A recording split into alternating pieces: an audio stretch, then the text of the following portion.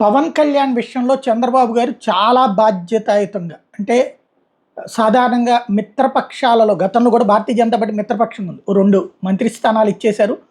అలాగా వాళ్ళు ఎంతవరకో అంతవరకే. బట్ ఇక్కడ పవన్ విజయానికి తోడ్పడినటువంటి తీరు, తను చేసినటువంటి త్యాగం, ఇద్దరి మధ్యన కుదిరినటువంటి అటాచ్‌మెంట్ చాలా బాగా బలంగా కనిపిస్తోంది.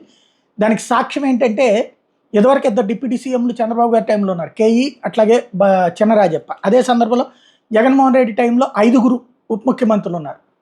అలా కాకుండా ఒక్క ఉప ముఖ్యమంత్రే ఈ దఫా చంద్రబాబు గారు, అది ఒక్క పవన్ కళ్యాణ్ గారికి అదొక గౌరవం ఇవ్వడం ఒక ఎత్తు అయితే, ఉప ముఖ్యమంత్రులు చీఫ్ సెక్రటరీ దగ్గరికి వెళ్ళి బతిమలాడుకునే పని, లేకపోతే చీఫ్ సెక్రటరీతో రిక్వెస్ట్ చేసుకునే పనే తప్పించి ఉండేది కాదు. చీఫ్ సెక్రటరీ దాదాపుగా చీఫ్ మినిస్టర్తో సమానంగా వ్యవహరించేటటువంటి తీరు ఉండేది.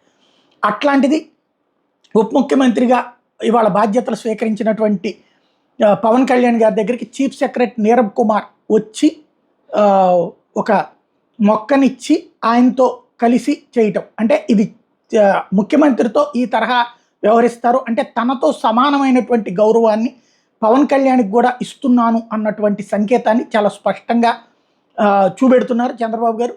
ఇది ఓ రకంగా మిత్రధర్మంలో చాలా చాలా బాధ్యతాయుతమైనటువంటి అంశం.